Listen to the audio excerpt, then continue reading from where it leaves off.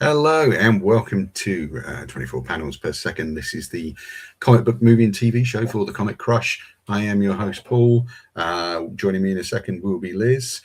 This is tonight's show, Wonder Man, which I hope you've all been watching on Disney Plus.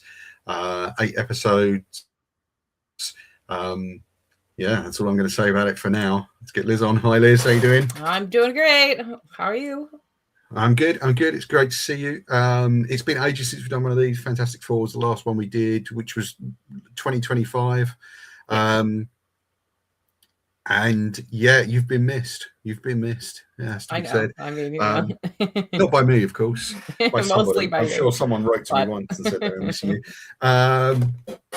But yeah, so we've got lots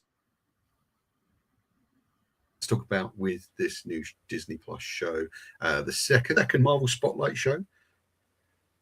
That's right. Hello? Yeah, it is. Yeah. Just in case, it's best to speak your answers. It's the lag on your computer, Paul.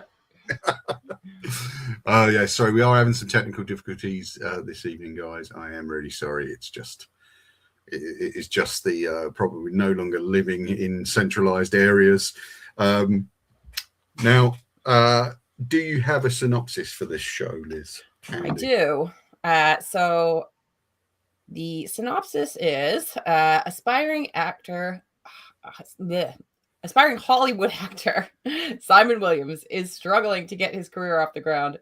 During a chance meeting with Trevor Slattery, an actor whose biggest roles may well be behind him, Simon learns legendary director Von Kovac is remaking the superhero film Wonder Man. These two actors at opposite ends of their careers doggedly pursue life-changing roles in this film as audiences get a peek behind the curtain of the entertainment industry. Great. Okay. So, as I said, second Marvel Spotlight show, the first being Echo. Now, Marvel Spotlight seems to mean that they're going to give you all the episodes all at once. that seems to be one thing that they're doing with those shows.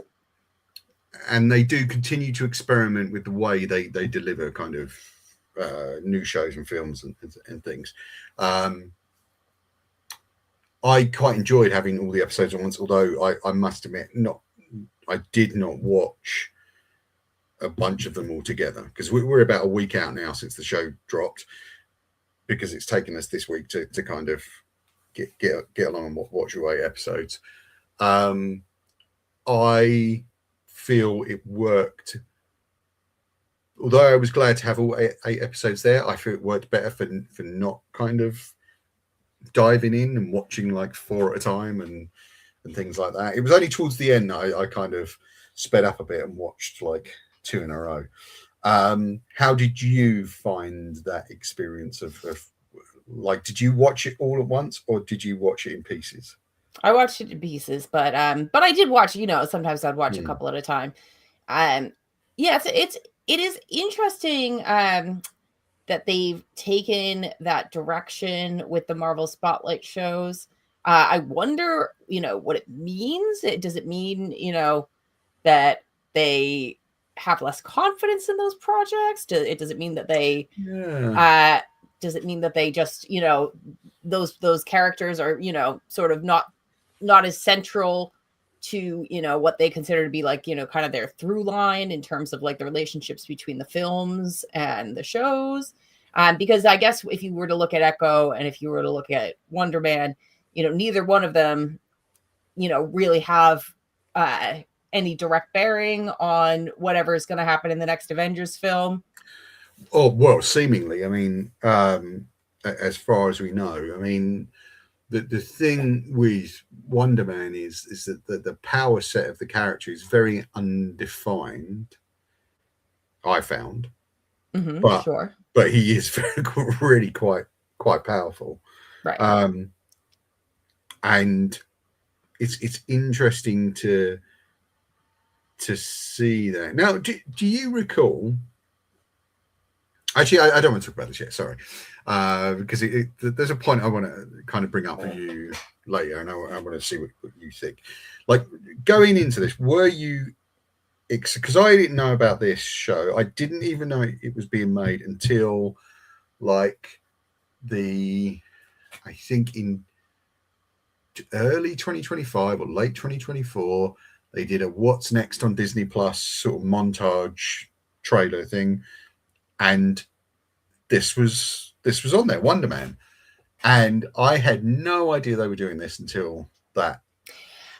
I did. I knew that it had been announced at one point. I can't remember sort of which, set of announcement it came along with, but, Marvel likes to do that where they'll just kind of, they'll drop, announcements, for 10 different projects at once. And some of them, are like, there's like the big things like, Doomsday or what have you. And then there's something like Wonder Man where it's like, okay, that's interesting. Something a little left field. And then, these things can then take years to come out. And, you may have even, sort of forgotten that it was announced. Now, this project, it's actually, it had been delayed and delayed. I'm pretty sure that they finished filming it at the end of 2024. Yeah, so it was supposed to be out at the end of 2025, like it was supposed to come in between Christmas and New Year, and then they pushed it to sort of January. Seemingly not at the last minute, like I think by sort of November they had said, yeah, it's coming in January. I don't know what the reasons for that are, though. I think it was I don't know if it had to do with some sort of writer strike thing, but there was a point where they had considered just canceling it and just writing it off. Like DC did with the Batgirl TV series or the Batgirl movie, yeah. Right, Batgirl movie rather. This is what's happened also to, as I understand, Armor Wars, although they weren't as far into the process. And it would have been a terrible shame for this to have kind of been shelved. Yeah. Yeah. I mean, having seen it now, yeah, I completely agree with that. And I think that also the original showrunner and ended up having to step away from it as well. And it was finished by Andrew Guest, who had been one of the producers.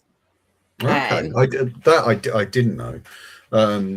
Do you know what the reasons for that were? I don't know exactly. Nothing. I know that because the original showrunner was forgive me, I kind of can't quite remember. Dustin Daniel Cretton. Yes, he who had directed Shang-Chi.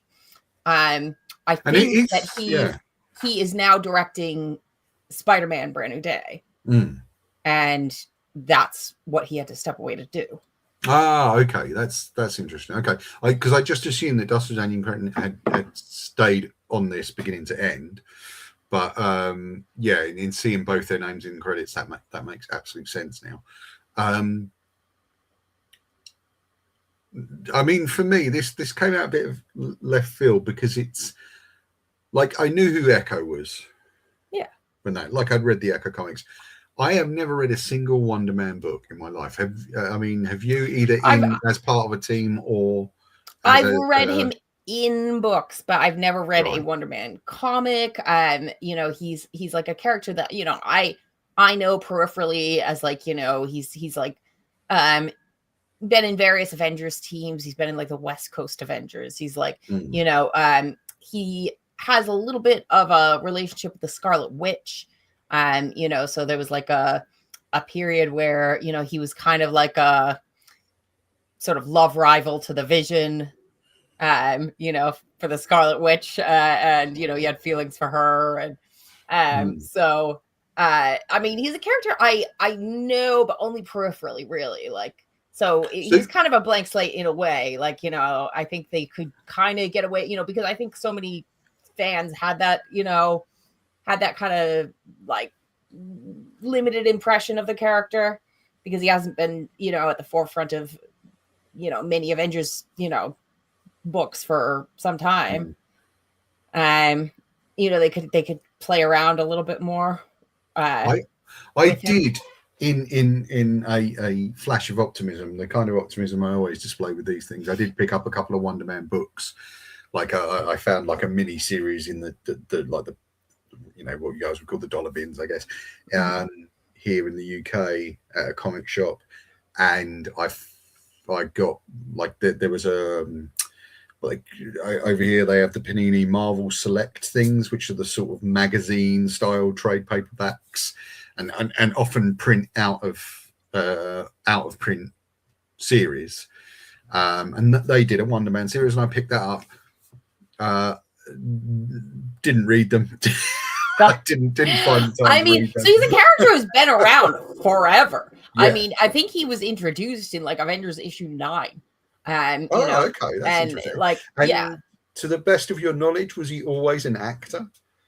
Like Simon Williams? I don't think he was always an actor. I think that is kind of like, you know, it's part of his backstory, but I think originally he was like, I want to say he was almost like a rival to like Tony Stark. Like, he like was like, you know, like in that he was like a, you know, like owned his own company, and, you know, was kind of like and so he started off as sort of an antagonist to the Avengers. But then he, like, you know, like pretty quickly they turned that around and had him, you know, sort of join forces with them. But he, you know, he also had a brother who became like a supervillain. Okay. Do you remember which villain? It starts with a G. I can't remember the name of the character. Right. It's not like one that you would probably know off the top of your head, but right. Because but feels... you know, they do of course play with that in the show. They give him this brother who's kind of a jerk. He does feel like a very much a sort of B or even C tier kind of character. And I think that tends to be, I wonder if that's going to be more of the focus of these Marvel Spotlight things. And again, although very powerful, you're not sure how you would really trouble the likes of some of the other Avengers or some of the other villains. But I still found it I found him a really fascinating character, because I don't know if you found this. I actually found him a bit unlikable. Well, I think and a bit irritating. I think that's, you know, you're supposed to. You know, I think that you know, and I thought the performance was terrific. I thought, you know, Abdul Mateen. The second he was really fantastic, and he, you know, he walked that line between, you know, showing that he's, you know, is this kind of irritating, you know, person who can't get out of his own way, and also at the same time gave you empathy for him, you know. I mean, and I think that, you know, you know right away why he alienates people. Yeah, because he, as I say, he gets in his own way. He overthinks. He over prepares. He tries to worry about every kind of facet of what could go wrong rather than concentrating on what is happening. Funny enough, Liz, it reminded me so much of when you were living over here, and there were times when we had to go somewhere to some event of being around you. Actually, I think who will find that even more funny is Paul Taylor. Hello, Paul. We always end up seeming to say hello to on these, because I went for dinner with him when I was in London over Christmas, and we were actually kind of talking about our lives and stuff like that, and he went to me, "You really are a worrier, aren't you?" And I went, yeah I do worry about everything. So Liz and I have often, I think someone said to us once, there was one day when Liz and I were having a very spirited discussion at Orville, shall we say, or an argument, whatever you want to call it. However you want to, And someone went to us, stop, because you are out faffing each other. And that was very true. That's what Liz and I used to do. Whenever we had to go and do something or prepare for something or plan something, we would just out faff each other, and it wouldn't happen. But yeah, he gets in his own way, and he's really frustrated. Like that opening scene where he's got a part in American Horror Story, just a bit part, really. And his role is really just to say a few lines and be killed. And he manages to talk himself out of that role. And it's so frustrating because you can see other people's irritation with him. Right. And he doesn't understand what he's doing, how he is, just alienating everyone around him because he thinks he's the most important person in the room. Which is another thing. Yeah. He becomes quite, and it's something I didn't realize really until the last couple of episodes, particularly like the penultimate episode, which I won't give away now, like what happens. But it seems to be then feeding this thing where he becomes quite egotistical, but he's not doing it in a nasty way or a pompous way. He just makes it all about him, and you very much get that push and pull between the two brothers, where it's obvious the older brother is the one that received a lot of the attention from his mum growing up, or perhaps didn't need that attention and therefore could just let it roll off his back, whereas Simon clearly did need attention. And it also struck me in thinking about it now, like, that's the way people think of, like brothers and sisters, right? That the girl will need more attention. And it's funny because there's a lot of, I suspect if you talk to a lot of male actors, especially older male actors, they'll tell you that acting was probably considered a feminized career in their household growing up. And I've certainly read interviews with a lot of actors where they've said that it was considered, it was considered quite feminine to be an actor. And it's interesting that now in this he is, he's an actor, and therefore, well, his brother, I think what his brother, what his brother's stance is, wasn't even necessarily that it was like a feminized career, but that it was a, that he I guess, okay, I'm walking the line here because I'm sort of saying that, but like he needs to grow up and be a man and get a real job. Yeah, totally. Yeah, he needs to provide, and he needs to kind of step up, as it were. And that is interesting again, because that's what people with superpowers tend to do. They tend to step up. Right. And he doesn't. He's hiding that the real light of Simon Williams is being hid under a bushel, which is he's got superpowers. And it very much reminded me, funny enough, of Shang-Chi, where he's kind of hiding his abilities. And I love that as a trope, the sort of hidden powers kind of trope. I think it's one of the things that really worked well in Shang-Chi, and it worked really quite well here. But also what I thought was interesting about this, one of the things I thought was interesting, was that you don't really see a lot of superpowers in this. You don't. No, and like you certainly don't see him like, you have characters like Peter Parker where, I have to keep my secret, but but I have to save that old lady who's, gonna,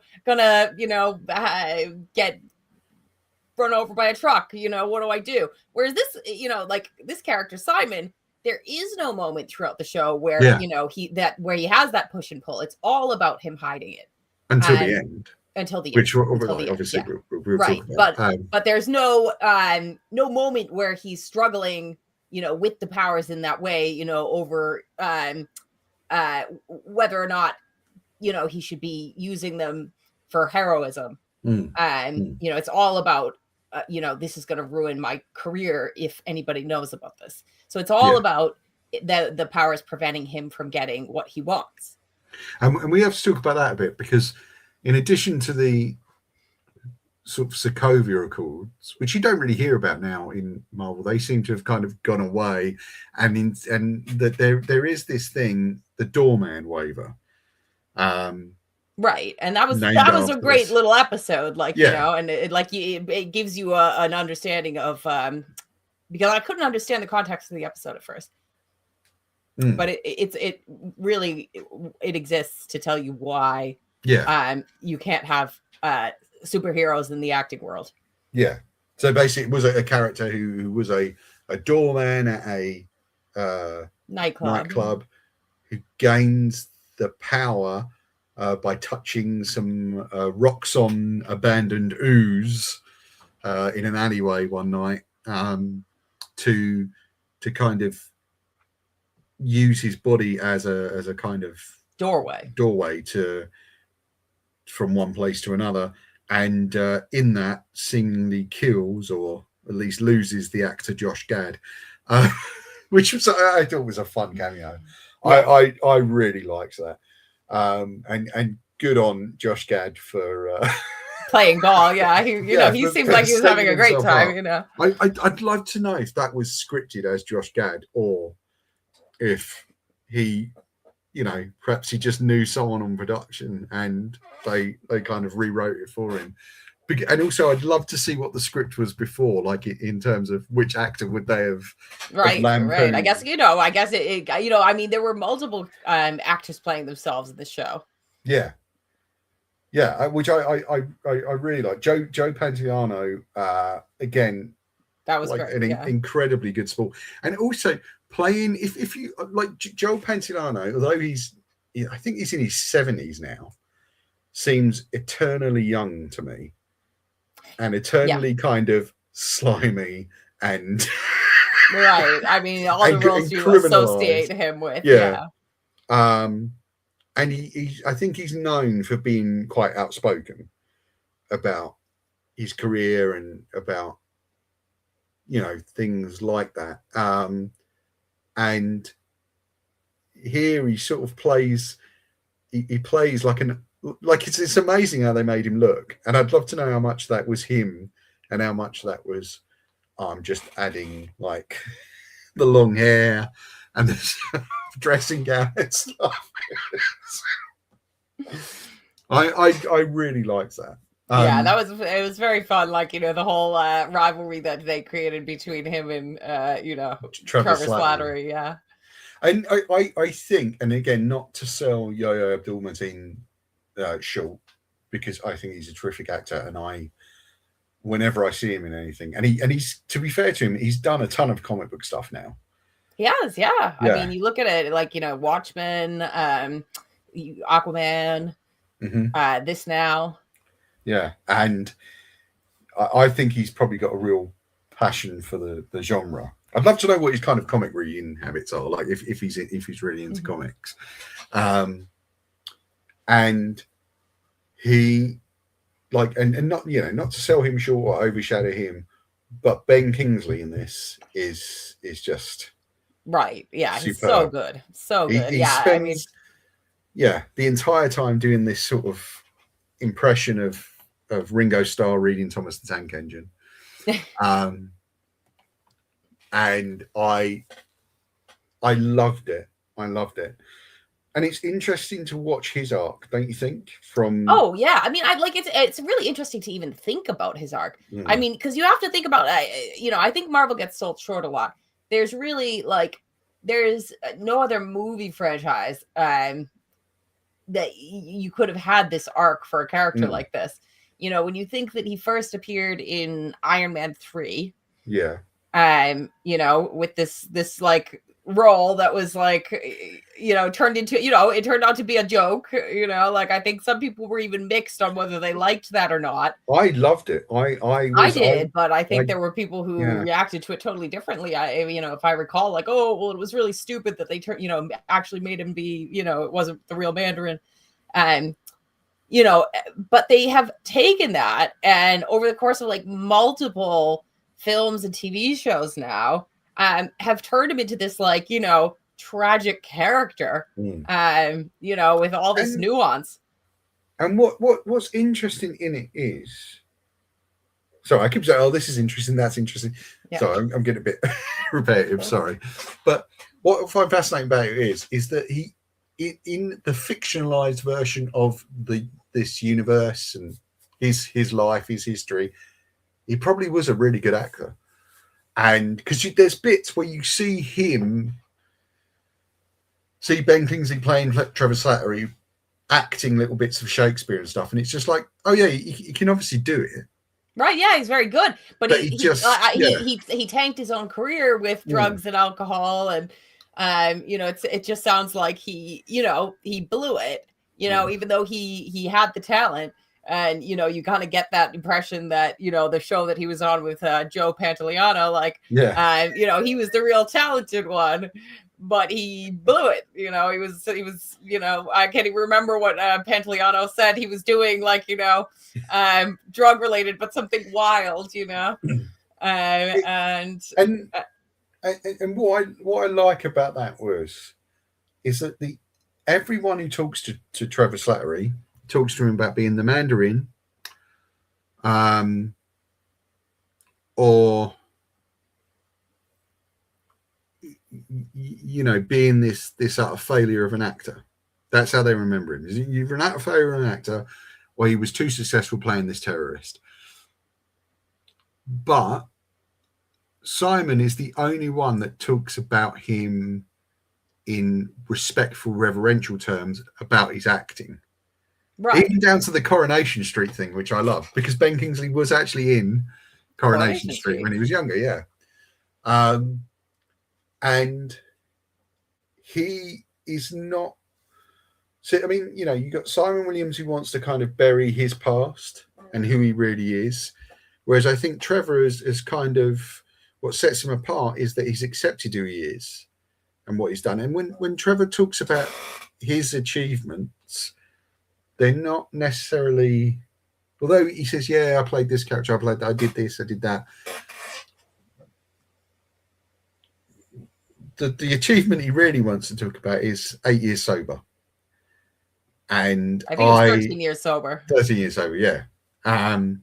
So that would be since he was probably kidnapped out of the prison in the Hail to the King one shot.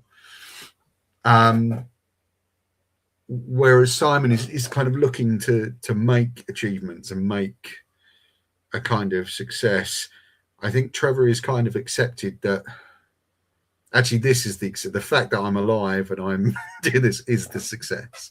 That's the achievement. That's the right. And obviously his other motivation is to stay out of prison. To stay out of prison.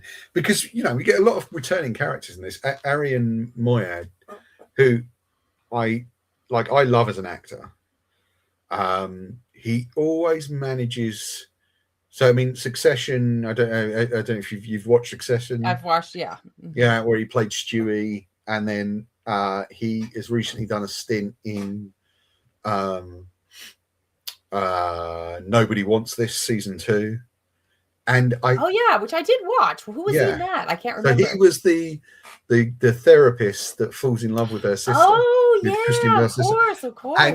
And he's a bit of a slime ball in that, and he always manages to kind of bring a sort of slime ball energy, no matter what he's playing, and I really like that. And I think he does that really well. And of course, he's returning. This is like his fourth Marvel thing now. Yeah, which, you know, it's funny because he's like, you know, he's not like a higher tier character or anything, but you keep seeing him. But it would be interesting for him to be kind of a through line to the sort of street level, non-multiverse stuff. You know, like I hope we'll see him in Spider-Man Brand New Day now. Right. Even though I think fundamentally he's not a good person. Like I think, you know, I think that the whole damage control thing is quite fundamentally bad.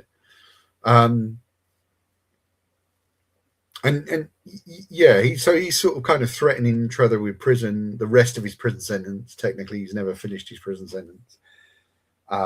If he doesn't play ball, and they're already kind of on to Simon. Because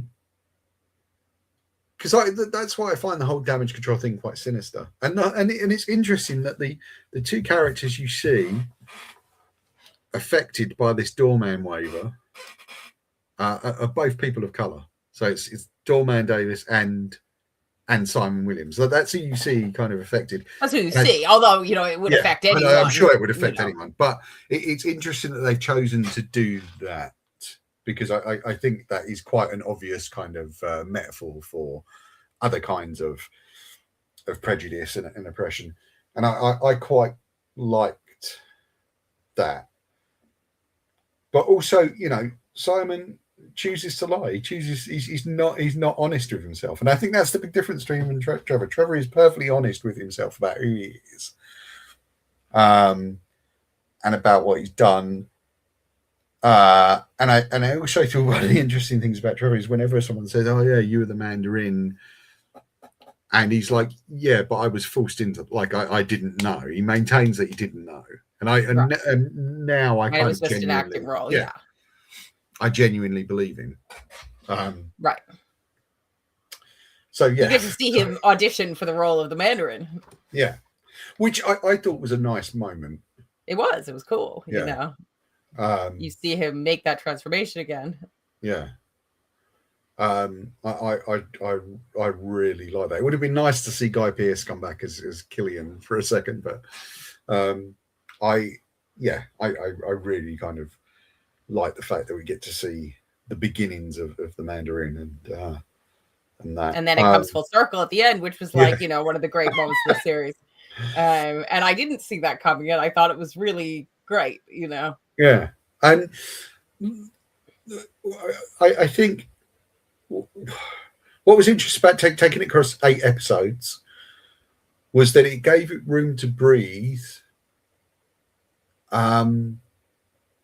And you don't really get what because I honestly thought that it would end with him like first day on the set, but of course it doesn't. We go right into the kind of shooting in the movie, and that kind of brings up something for the Marvel universe, which I was kind of worried about. It's kind of a thing that's attached to Watchmen, and I don't know what you think about this. It's like in a world of superhero where giant green monsters have stomped across the streets of New York, and aliens have invaded, and a superhuman man with a shield has sort of helped protect the Earth, and there's Iron Man, and we've been through Thanos, and everyone remembers Thanos. Would you still be watching superhero movies? I don't know. Would anyone be interested? Yeah, well, I guess art reflects life. There is that. Yeah, that's a good point. That's a great point. I don't know. I kind of felt ambivalent about it. Like, will we still want superhero movies? And well, especially you're looking at something, that is like a remake of, a beloved classic 1980s superhero movie. Which kind of actually predates superheroes dropping into the quote unquote real world, right? Because you would have had Captain America, and then there would have been nothing until Captain Marvel shows up in the 90s, right? As far as we know. And I found that kind of quite nice. I really liked that idea. And it's almost as if, because we lost our one superhero in World War II, in the meantime we've had to invent them, and that kind of really speaks to where I think the superhero comes from. Like, we've had to invent, there are no superheroes really in real life, so we've had to invent them and write these stories about them and things. I don't know. It was a really fascinating show. Did you think that they would get those roles? Yes, because the whole I think I series, did. I think I did. Yeah. I thought, it would be, having to jump through hoops and, but I thought that, like their story,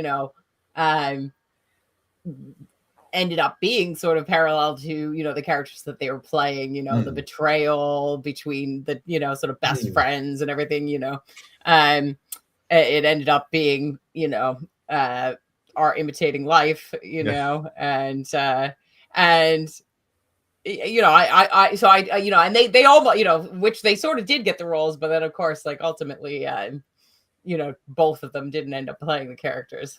Only one of them, but I, I thought that the, the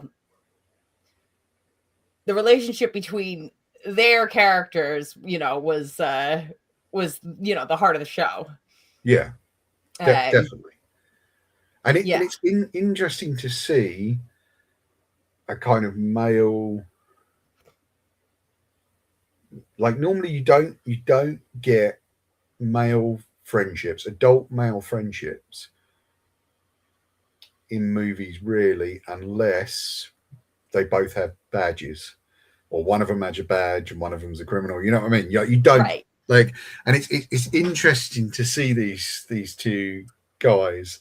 I mean, the closest thing I can think of is Once Upon a Time in Hollywood, really. Well, the movie that they, where they have their initial meeting, although it was contrived, was Midnight Cowboy. Yeah, which is, but even that, like Midnight Cowboy, the inference is that the two characters in that are homosexuals.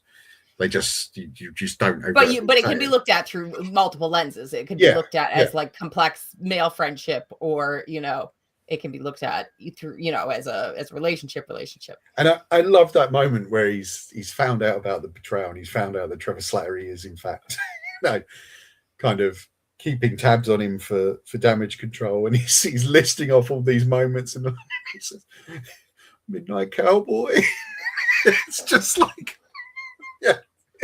right, yeah, and also because Trevor doesn't answer him. He doesn't answer him. It's so, is it real for Trevor or is it not? Like, is it, I think for Trevor it is very much real, don't you? Like, it's absolutely. Like, I think that, I mean, you see that, he doesn't have to say it. You see him break that tape and throw it away, and he does really care about Simon. Their friendship, means as much to him as it does to Simon, but it doesn't change the fact that, he did contrive his way into Simon's life, to save his own skin. But he makes it right, ultimately. Absolutely. And also it's the betrayal thing that gave me my favorite moment in the show. One of my favorite moments in the show was where they're chasing after the kid that's got footage of Simon using his powers, which is a whole nother thing in itself. That was a great episode. Again, it's taking these moments and blowing them up to this is what the episode's about. And they get the sides sent through of what the scene they've got to audition with is. And Trevor goes, oh, Barnaby betrays Wonder Man.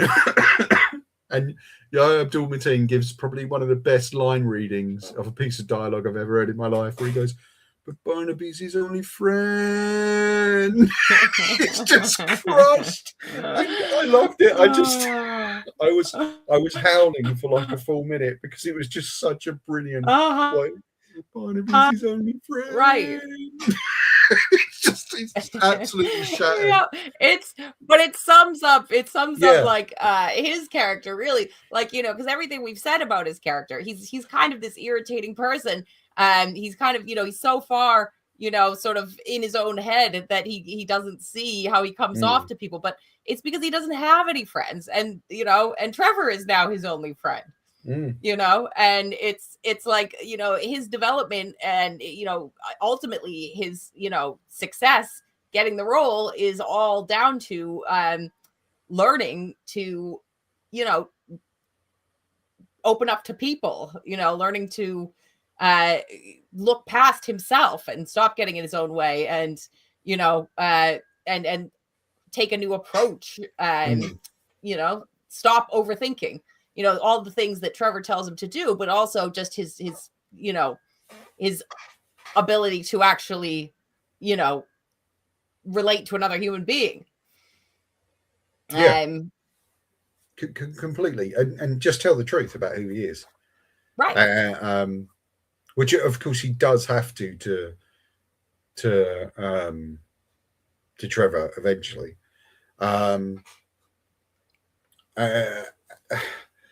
Like it kind of speaks to people who've had to kind of go through their lives kind of passing as one thing. I think that there's like certainly sort of a, you know, like an allegory about, you know, sexuality in Hollywood.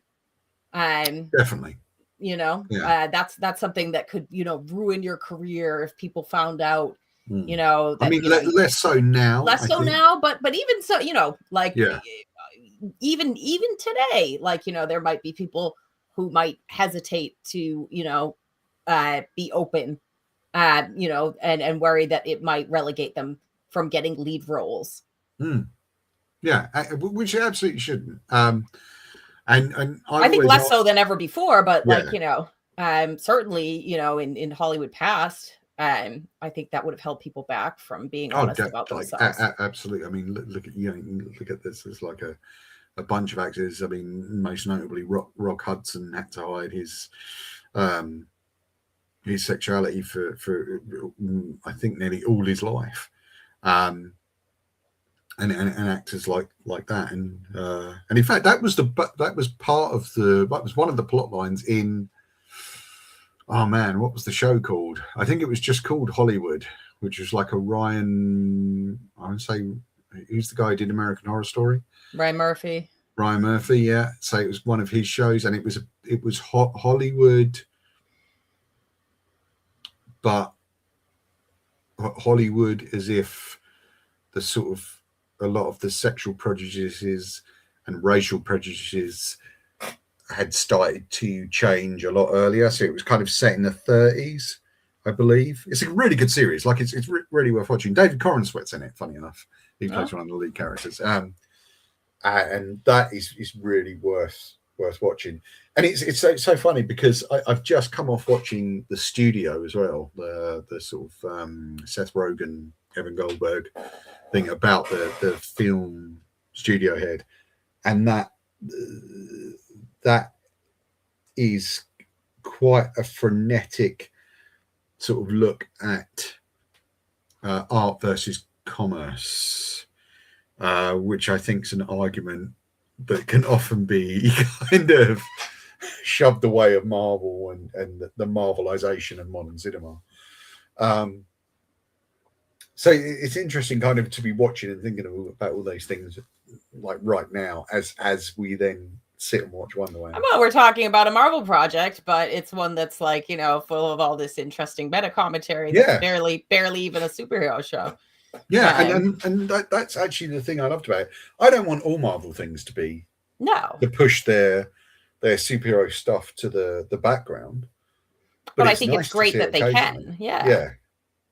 And I think it's quite interesting that the in the last year we've had three very different Marvel interpretations. You know, we've had Fantastic Four with its kind of alt history time period.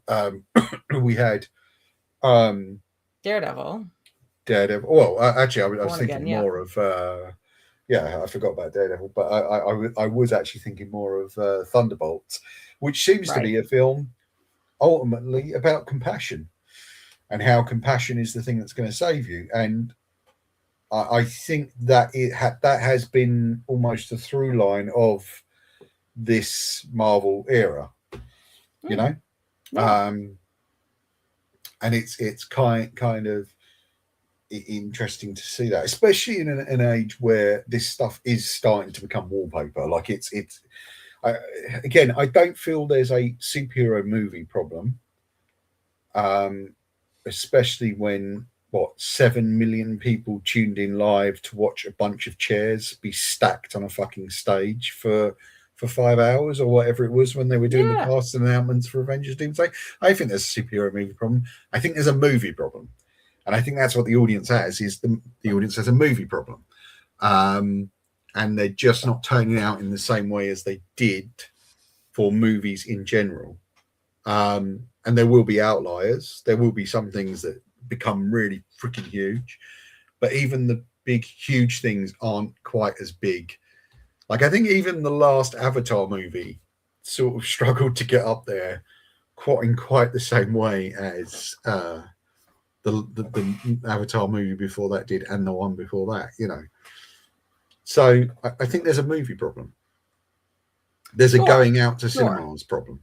And and I think the world is changing. It's like streaming services and HBO Max. You can watch the film almost right after it's come out in the cinema. Netflix and Disney Plus, you can watch the films almost right after they've come out in the cinema.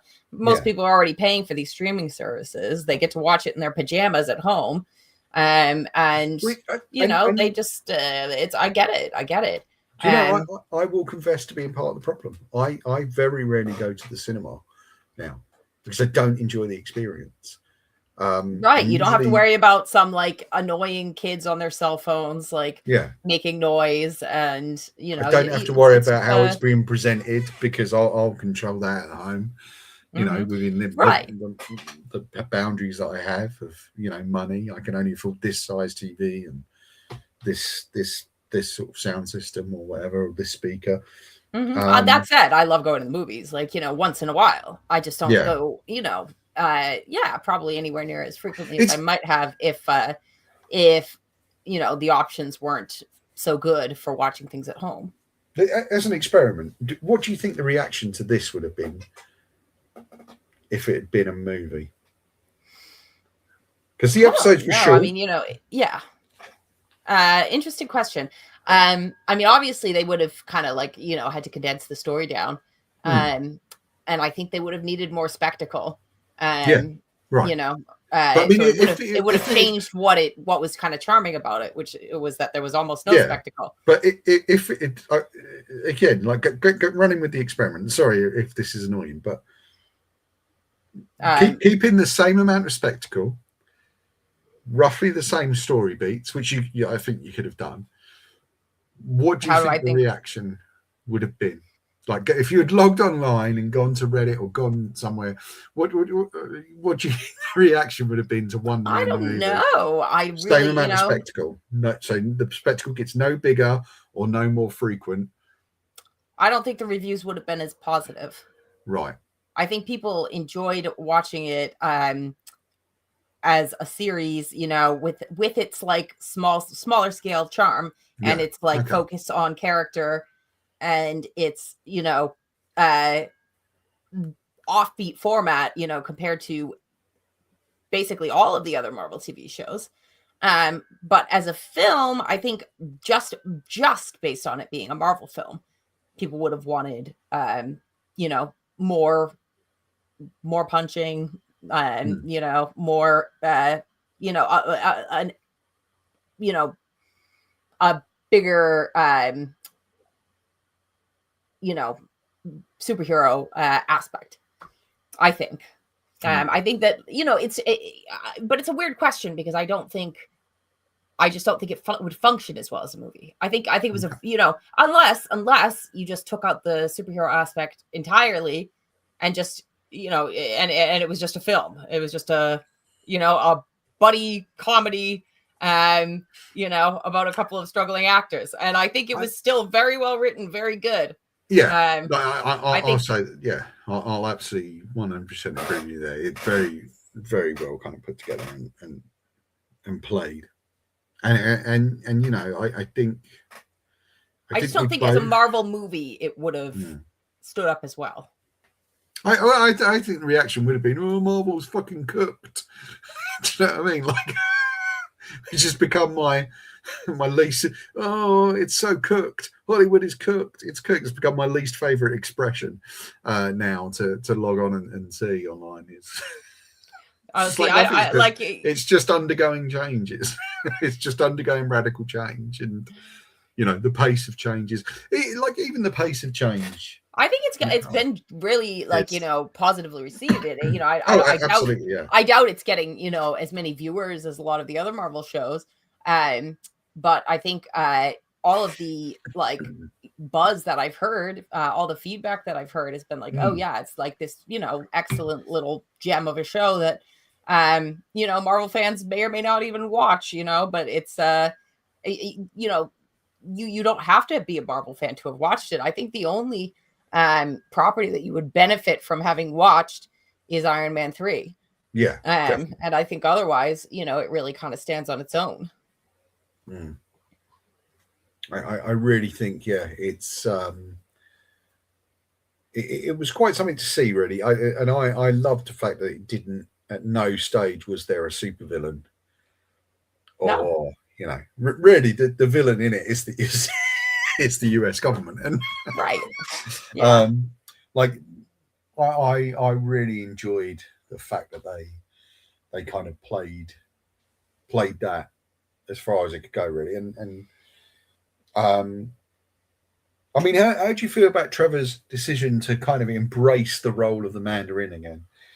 I thought that was such a terrific twist. I thought it was like, this really bittersweet, poignant twist that, that's what ends up saving Simon, is Trevor sacrificing himself by embracing his, sort of greatest role, and throwing himself on the sword. And just the way that dialogue kind of came back full circle was actually very touching. It was like, oh, you never saw me coming. And, it takes on this new dimension. It was really, I thought it was so clever and like, sad. And, it was, you get the, redemption for him. And, of course, then we get that whole strange, second half of that final episode. You don't see where it's going. Really, I didn't get where it was going until it rocks up where it's supposed to be, and I love that. And of course, it's first you get Trevor, committing this really selfless act that he knows is going to change his life, and then Simon has to do the same. Simon has to step up. He has to be the hero. Which I and that's the first time you actually see him do that. He finally chooses, his friend over, his career over his, he finally does the heroic thing with his powers. Yeah. And I got the same chills and excitement from that moment of watching Simon and Trevor shoot up into the air as I got when, Bob flies for the first time in Thunderbolts, and it's nice that you can have those moments kind of mirror each other. Yeah, and I do wonder if they looked, whoever directed that, I can't remember who directed that particular episode, but if they looked back at that movie at all. Yeah, that'd be interesting to know, but I would kind of doubt it if in fact the filming was all wrapped before the end of 2024. Right, yeah. But I guess if we're all coming from the same sort of committee, I guess that's one of the ways that committee filmmaking like Marvel's can kind of work for you, in that someone can go, oh, how about this moment? We've got this moment over here. Can you do this moment here? I don't know how closely that's sort of kept an eye on, but yeah, I certainly think it's something that bears thinking about. I mean, overall, I really loved it. I really enjoyed it. Yeah. I'd like to see more of these kind of smaller shows, and kind of. But that said, I'm really looking forward to Daredevil Born Again. Right. in I just think a few weeks. I just really love that a show like this can exist in the same patchwork as the rest of the MCU. I think that I love that, that they're kind of taking, I mean, I think that people knock Marvel too hard saying that everything's the same. I just, I don't agree. I think they take a lot of different tacks. Like, they do animated stuff, they do stuff off the beaten path like this it's almost almost superhero free character study stuff. But then you have Daredevil, then you have stuff like Loki that plays directly into the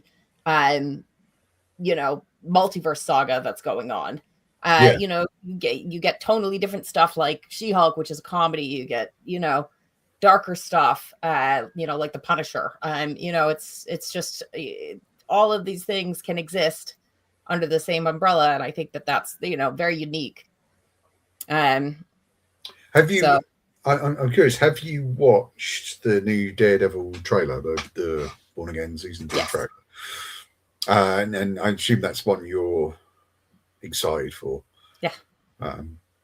Also, like interesting things happening. Spider-Man, Brand New Day. We've not seen anything on that, but I suspect by the time Born Again comes out, we'll start to see trailers or something for Brand New Day, which may or may not star Mark Ruffalo. We don't know because he's been very quiet, keeps saying that he's not in it, despite the fact there are pictures of him on set.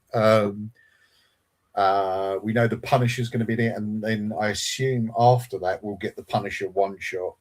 Yeah, which I'm dying to see. I would love it a whole nother Punisher series, but I would if it was done more like more like Born Again rather than the Netflix shows. I started rewatching the Netflix shows recently. Oh, they're so good. The Punisher series. Yes and yes.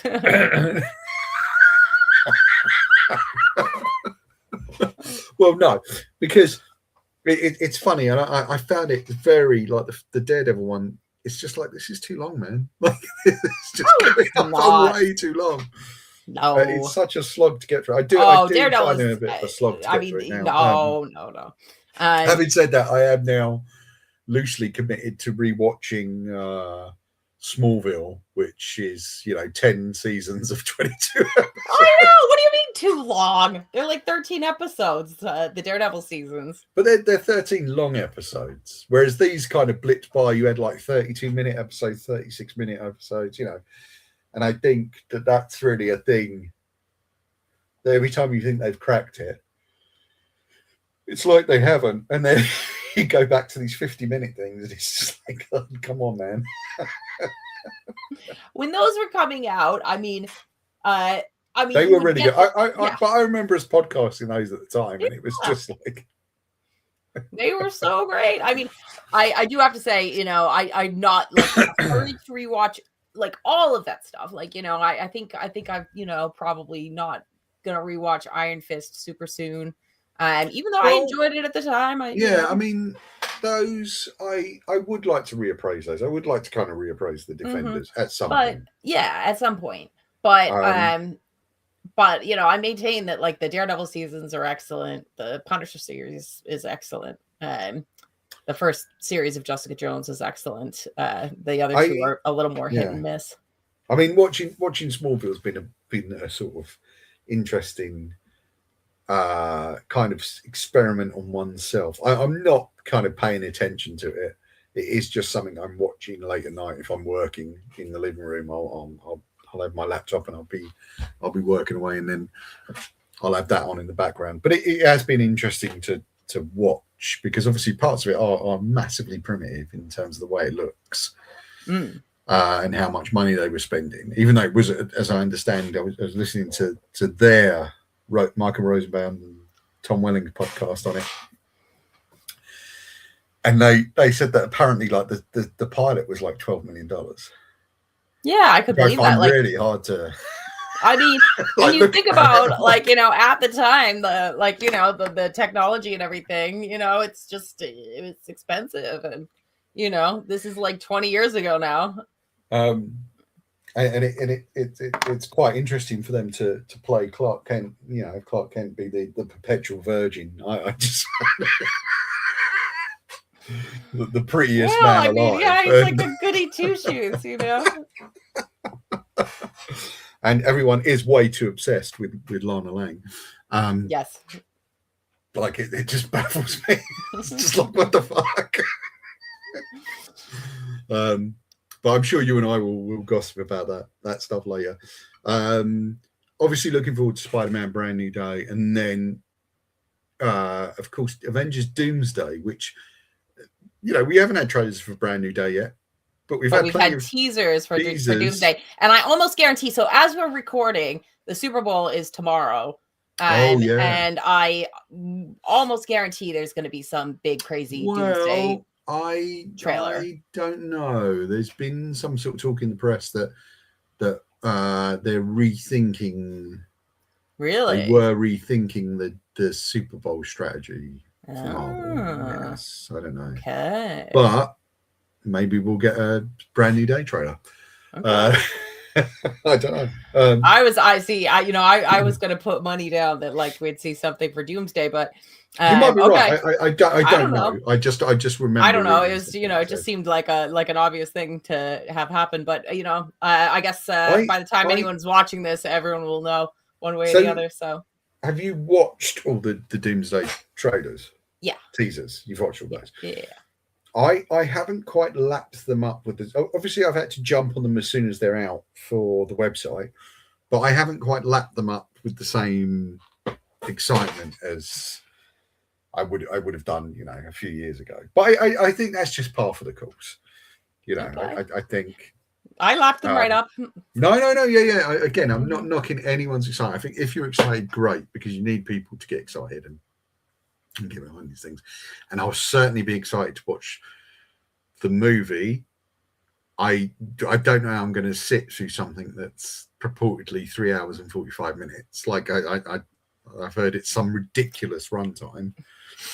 Well, I guess you can just, not drink anything beforehand. Yeah, or during. Yeah. Or ever, apparently. Yeah, just dehydrate yourself for a couple of days in advance. I admire the people who can sit there and not piss for fucking nearly 4 hours. That won't be me. I'm 50 years old. So, but I'll certainly rush to see that movie. I'll certainly rush to see Brand New Day. As I'll certainly rush to see Supergirl, which I'm really looking forward to. And I imagine we'll talk about all these things. We will. We definitely will. Supergirl, I think, is like, I've got a feeling that's the first one up for later on this year. And of course, we should try and jump back on for Daredevil. I'd like to, yeah. Liz, have you watched Ironheart yet? No. So this is my great sin. I do not know how you have escaped spoilers for this show, because I actually think that stuff is majorly important. Oh, I will. I mean, I have to say, if anyone does choose to comment in the comment section or on the socials, do not give it away, because Dummy here hasn't seen it yet somehow. Hey, I'm taking my sweet time. Thank you. Yeah, I think you should take your sweet time a bit faster and watch Ironheart, because what's annoying me is that you and I cannot gossip about it. Right? Yeah. See, I know you're just dying to blabber about it. So. Well, yeah. You've got to watch it, dude. All right. Like, what the fuck? Well, I mean, I'm trapping house. As we speak, it's there's like a snowstorm going on outside, so maybe that's what I'll do with the rest of my day. And you should watch it, like, honestly, because you'll figure out what the big thing is probably straight away. And it's pretty short, isn't it? Isn't it like 6 episodes? Yeah, something like 6 episodes. Yeah. You'll finish out. You'll figure out what the big thing is. Being a smart Marvel clued up person that you are, and I'll be interested to hear how fast you figured out what the big thing was. But I think the ending of that show is going to kind of make your head spin. Okay. And I'm really fucking like, come on, watch it. Yeah, I mean, when it was coming out, I had all this like real world stuff that I had to deal with. So it's like been on the back burner, but that's we'll next time we do one of these, I can give my mini review.